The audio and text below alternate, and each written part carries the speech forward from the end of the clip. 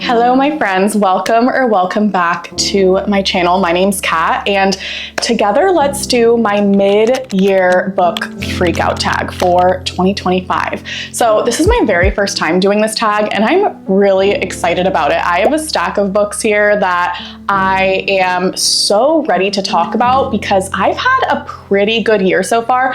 I'll say I've had some books that have knocked it out of the park, and I've had some pretty big disappointments, but I'm hoping that you can come away from this video with a recommendation you're excited about. So let's just get right into it. First, we're gonna start off strong and talk about the best book I've read so far in 2025, and that has to be none other than Malice by John Gwynne. So this book just cuts to the core of what I love about fantasy. So I very much am a high fantasy girl. I fell in love with it from a really young age. It has always been my escapism, and I just feel like it's truly in my cells at this point. And specifically medieval fantasy is something that just means a lot to me. And I think John Gwynne does such a beautiful job with this series. And this is the Faithful and the Fallen series. It's a 4-book series, and it centers around this kind of post-apocalyptic world called the Banished Lands. And it's a multi-POV fantasy, which I absolutely love. I know that's not for everybody, but why I love it is because the best fantasies are political. And when you have a multi-POV fantasy saga, you're able to understand the politics so much more deeply than if you were following a single character. And the thing about multi-POV that's genius is you can really sympathize or empathize with almost all of the characters in the story and understand why they do what they do. And as someone who's also very heavily interested in psychology and just human behavior, I think that speaks to why I love the style of story so much. And so really, this is a very good traditional fantasy where there's elements of good versus evil. There's a hero's journey that happens in this book. And this narrative is dealing with a prophecy where kind of like these gods of good and evil are prophesizing who their champion's gonna be in an upcoming war. And this book starts off with us learning about all these characters, the different regions, how they matter in the bigger story. And so I'm so excited to continue the series. I'm on the 2nd book now, but everything about this book had my whole heart. And if you love atmosphere, you love combat, and you also appreciate when an author can write really accessibly, but without sacrificing detail and impact, you will love this book. I highly recommend picking it up. As a high fantasy lover, but also if you're curious about getting into more developed high fantasy, I think John Gwynne is such a good place to start. Okay, so the next prompt is the best sequel I've read so far. And I'm gonna be honest, I'm gonna cheat a little bit with this one because it's technically a prequel, but it's none other than Sunrise on the Reaping by Suzanne Collins. This is everywhere right now, but you guys, it's for such good reason. I think that even if you're not a huge fan of the Hunger Games series, I think you might really appreciate this book because it's really, really timely. There's this concept with Suzanne Collins that she never writes a book unless she has something to say. And I think what's really interesting about this prequel story is we're able to see a narrative from Suzanne Collins with modern day perspectives. When the Hunger Games was written, social media wasn't really this massive thing. AI wasn't a massive thing. And so I do feel like this has a modern take of Panem and the Capitol, even though it's a prequel story. So if you're familiar with anything Hunger Games, this follows the Hunger Games with Haymitch, who is Katniss's mentor in the original series. And the themes of this book are timely and impactful. There are a few quotes in the beginning of the story, and I'll actually offer you one of them so you can see what the vibe of this story is. So specifically, I'm going to share one from philosopher David Hume, and he says, "Nothing appears more surprising to those who consider human affairs with a philosophical eye than the easiness with which the many are governed by the few, and the implicit submission with which men resign their own sentiments and passions to those of their rulers.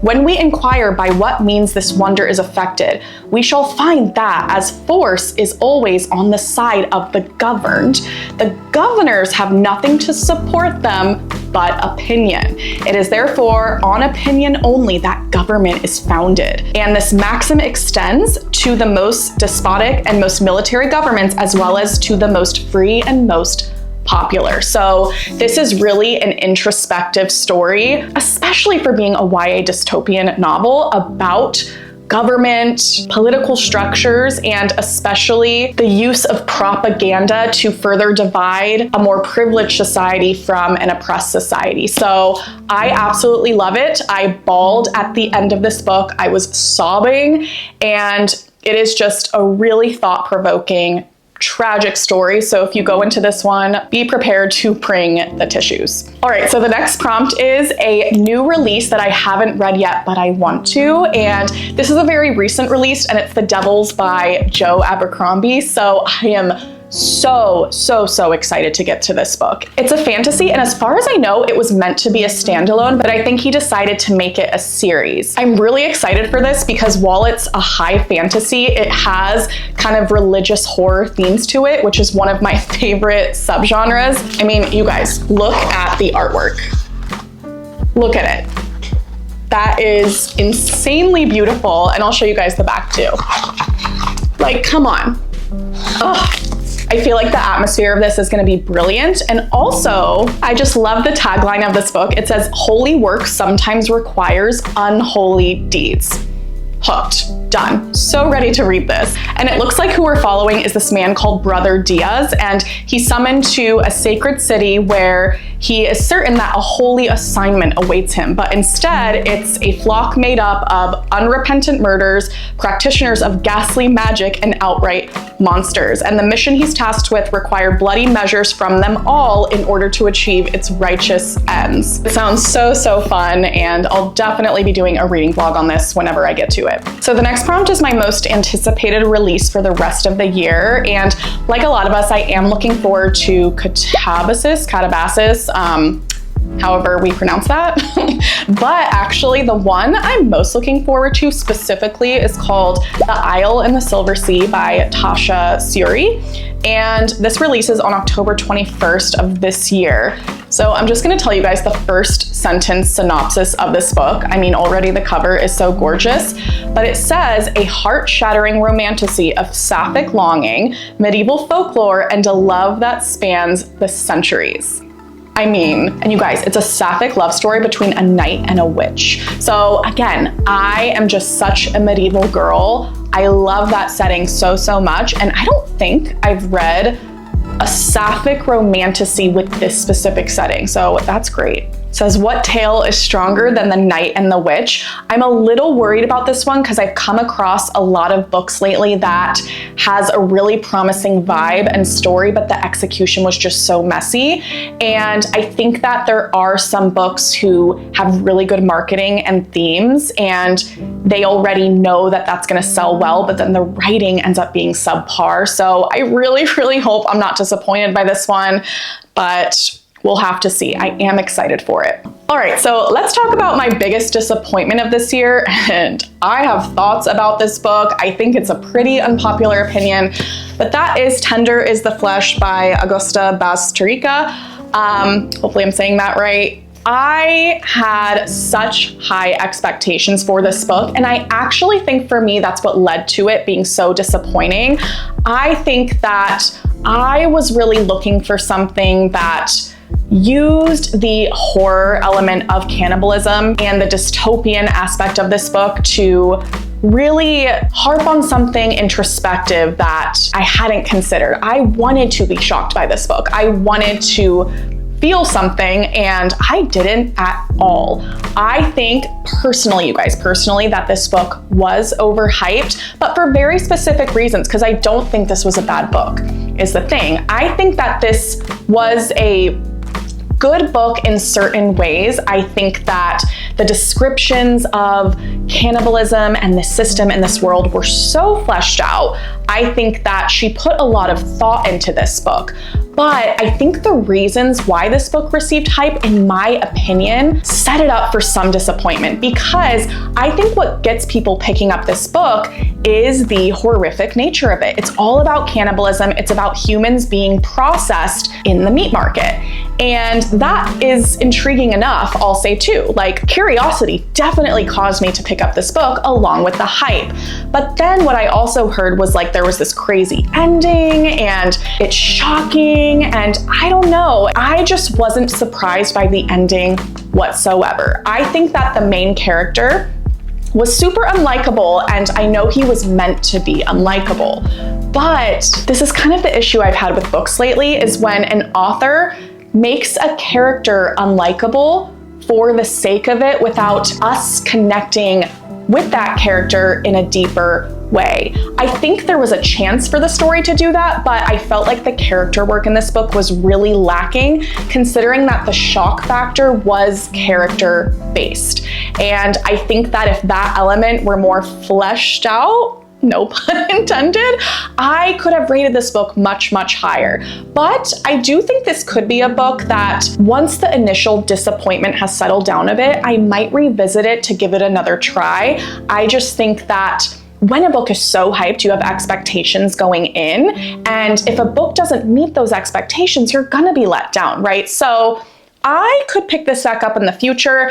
I just think if you read this book, go in not expecting to love it, not following hype and just thinking you're gonna love it because everyone else does. I think on its own, being a translated work with a different narrative, this could have done really, really well despite the shock factor being what drives the marketing and what drove the hype. Does that make sense?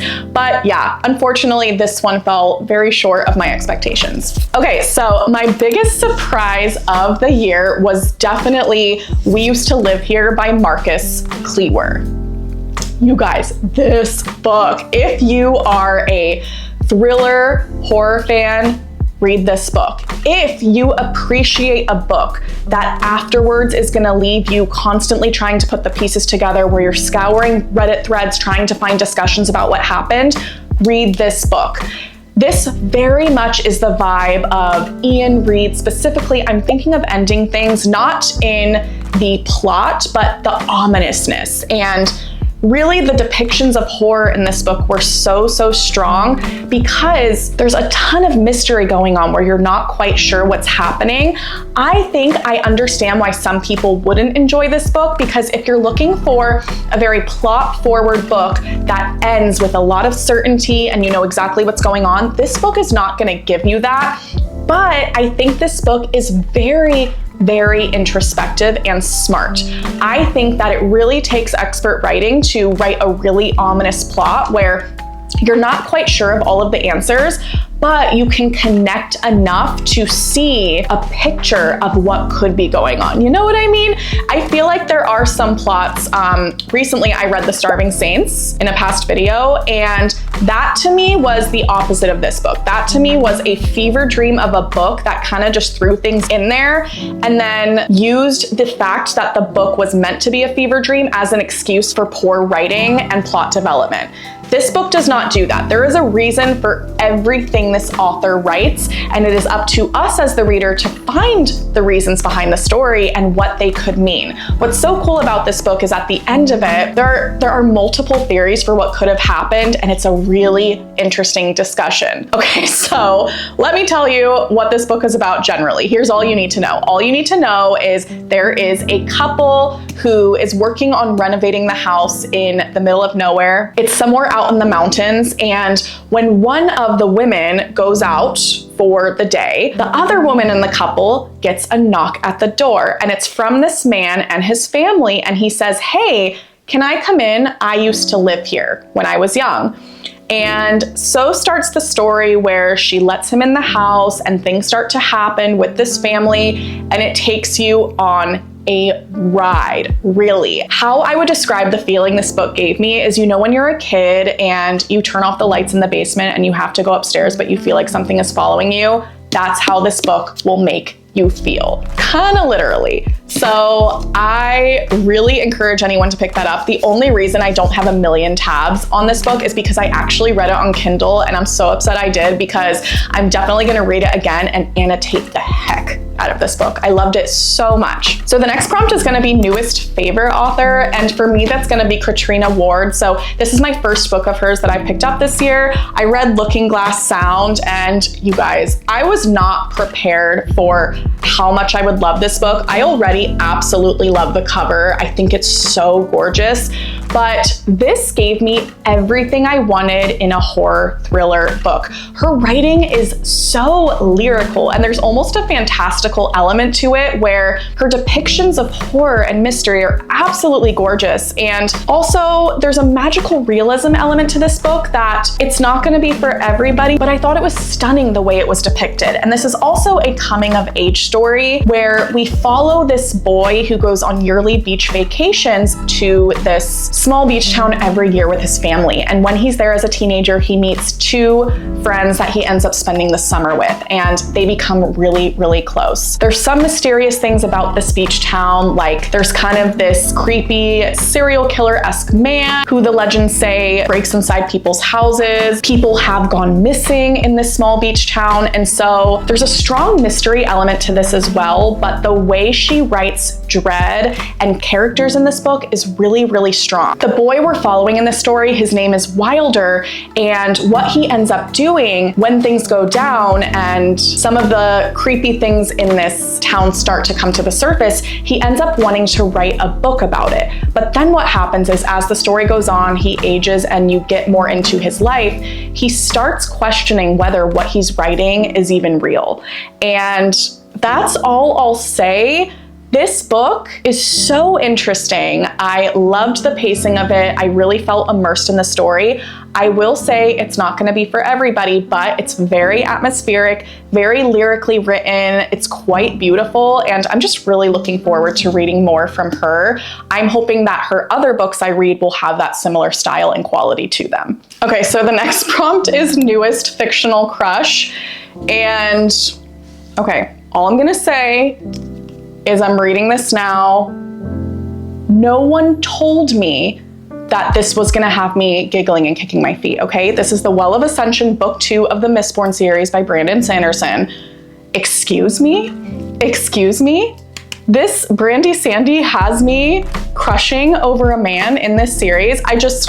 I wasn't expecting that, so I will say that. Future vlog coming, you'll see all about it, but I'm gonna save that one for later, so you guys know, just so you guys know. But I wanna talk about Part of Your World by Abby Jimenez. So this has been on my TBR for a few years, and the love interest Daniel I just love him so much. And I will say this book was hilarious, heartwarming, very rom-com-esque in a high quality way. It will feel like a warm hug, but will also give you that heartache because of the depth of this book. And for those who don't know what this is about, there is a main character whose name is Alexis, and I think she's a 37-year-old or 38-year-old doctor, and she comes from a long line of doctors and a very wealthy, successful family. So on the way back from, I think it was a funeral, don't quote me on that, some type of event, she ends up getting her car stuck in a ditch, and Daniel actually ends up being the one to help her out. So she's stuck in this small town for the night, and she ends up going to the local diner or place to eat that's open at that time of night. And when she sits down at the bar, Daniel's friends bet that they can get her to come home with them. And they start talking and saying, okay, like, let's make bets, see if we can get her to leave with us. And so Daniel goes up to her and warns her and is like, hey, they're trying to make a bet. And she's like, what if I leave with you and we split the money? So they do it, they leave, and they have a ton of chemistry right off the bat, and she agrees to go to his house. I think they make some grilled cheese together, and they do end up hooking up. The next day, she goes back to the city, and she's like, what the heck just happened? But this kind of just starts the course of events where he lives in a very small town from humble beginnings, and she lives in the city and is very wealthy and esteemed. And so there's a lot of plot points about identity and needing to form your own path for the ones you love love and having the people you love be worth it. I think what I loved most about Daniel is he was a very intricate, complicated character. While he did have aspects of being a really good guy and like these knight in shining armor qualities, he also had trauma that he himself was dealing with, and our main character Alexis is also dealing with her own trauma as well, which ends up coming into play in their relationship. And Abby Jimenez just fleshed out these two humans so well, where you could relate to both him and her. And okay, let's just cut to the chase. He has a baby goat in pajamas, you guys. He has a baby goat in pajamas, and he also has a dog, and just the way he treats his animals also just makes you fall in love with him. When I was reading this book, I literally said, I don't think I have fallen in love with a male love interest as much as I have in this book, because he just seems very real and also flawed, but perfectly imperfect. It's a vulnerable story. I loved it so much, and I understand where the hype from this one comes from. It's very well deserved, in my opinion. Okay, so the next prompt is newest favorite character, and if y'all have seen a recent vlog of mine, this will be no surprise to you, because that is Joan Goodwin from Atmosphere by Taylor Jenkins Reid. This book is so good, you guys. It's so good. And for those of you who don't know, this book is about Joan Goodwin. She is a woman who has applied to the astronaut program for NASA in the 1980s, and you follow along her journey as she goes through training. And it's split timeline between a potential danger situation and tragedy that is happening in space where she is mission control, and then also a timeline in the past where she is training to become an astronaut. And there is also a budding romance in here with one of the fellow people who is training as well. It is magnificent, astounding, everything you could ever want from a book. This book made me fall in love with space. I am wanting to just read books about it. I picked up a memoir the other day about an astronaut. There's so much I took away from this book, but Joan Goodwin is someone that I think everyone can relate to, whether you are a man or a woman. And the way Taylor Jenkins Reid writes about not just love, but growth in each of her characters, I think that to read a book by Taylor Jenkins Reid is to understand a character at their very core. And there are elements to Joan that made me look at myself differently, made me look at the world differently. I love her so, so much, and I think it's impossible not to love her when you read this book. So that's all I have to say about Atmosphere. If you haven't read it, please do. It's just phenomenal. Okay, so this next one is really unexpected, and it's a book that made me cry. I know I already mentioned Sunrise on the Reaping, so I'm not gonna talk about that one. And I also mentioned Atmosphere, which if you didn't watch that vlog, I was absolutely bawling. But there is another book that made me cry, and that is Mistborn by Brandon Sanderson. So again, you guys, why did no one tell me that this book was gonna wreck me? Why? No one told me. But I fear there is something that happens in this book that is incredibly necessary, and it makes the story what it is, but it might just rip your heart out, and you'll also really love it. But this was phenomenal. I'm gonna do a reading vlog on this soon to share all my thoughts, because I have so many thoughts about this series. It's all I've been talking about, so keep an eye out for that vlog. The last fourth, I'll say, of this book had me sobbing though. And for those who don't know what this is about, this is set in the Cosmere universe that so many know and love. And this story follows a land called the Final Empire that is ruled by a Lord ruler, and it's a very dark territory. It's surrounded by ash and mist, and there are hierarchies occurring where you have the Lord ruler and then the nobles who then rule over the Ska, who are the slave people. And this book talks about a developing revolution that's occurring and the Ska people wanting to overthrow the government. And where this all starts is with a ragtag group of thieves who come together on a mission to overthrow the Final Empire. So we follow Kelsier, who is the leader of this band of thieves. He's very sarcastic, he smiles a lot. He's a really fun character to follow along with as a leader. And then he also finds our other main character called Vin. So that is her on the cover. her, and she has special gifts just like Kelsier, and she doesn't quite know what those are. And so this story follows a very specific magic system called allomancy, and that is what they have, and it's why they are called Mistborn. So that's all I'll say. I think something special about this book is 1,000,000% the magic system, and I actually liked that I didn't know too much about it going in. So I really recommend going into this as blind as possible and just letting yourself get swept away with it. Okay, so the next one is a book that made me happy, and that is Funny Story by Emily Henry. I just finished this and I'm gonna do a reading vlog on it, but this was so cute, so hilarious. I loved the relationship between Daphne and Miles. I think what I loved most about this book is how imperfect Miles was. So he very much goes against a lot of MMCs that you would expect in a romance. He's disheveled. He doesn't really have his quote unquote life together. He's just really, really human, but he is such a good person with a heart of gold. And I love stories like this that just feel more realistic, because I think that there are too many romances who portray a story where either the woman or the man is put on this pedestal as like this superhuman person. And it just, I don't think is the healthiest thing for us to be reading. I think we need more stories about actual love that isn't about the people having their stuff together, having all the answers. And I love reading romances about messy humans, and that's what they are. So this story is very juicy. It follows Miles and Daphne, who end up becoming roommates after their ex-fiancés get together. So Miles is with a woman named Petra, and Daphne was engaged to a man named Peter, and Peter and Petra leave Daphne and Miles for each other, right? So messy. So Daphne and Miles are like, hey, let's be roommates, because she doesn't really have anywhere else to go. So it is a roommate situation, and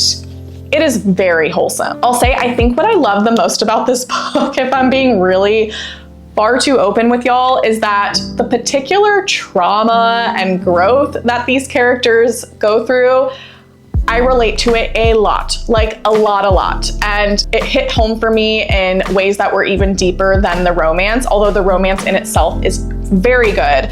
So yeah, I really love the character development of these two characters specifically, but yeah, that's Funny Story. It made me very happy, I will say.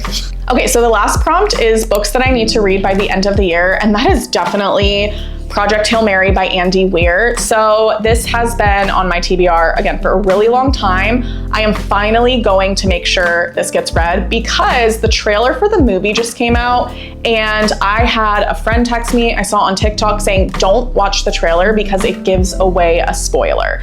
So yeah, I want to get to this because I know I'm going to really enjoy it, and I don't want anything to get spoiled and ruin my reading experience. But for those of you who don't know, this is about an astronaut named Ryland Grace, and he wakes up on a spacecraft not knowing how he got there. So he has to figure it out as he goes along.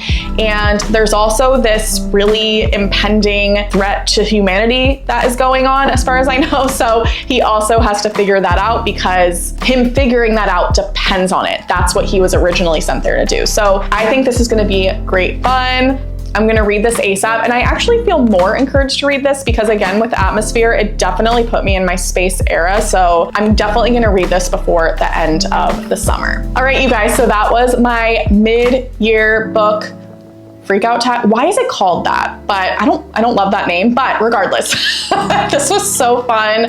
I think this is one of my favorite videos I've done so far. And let me know if y'all have read any of these books. I would love to hear from you, and let me know what your most favorite book is that you've read so far this year, so I can add it to the long list of books that I'm planning on reading. If you enjoyed this video, please like and subscribe if you want to hang out with me more. But until next time, I love you so much, and I'll see you again in a future video.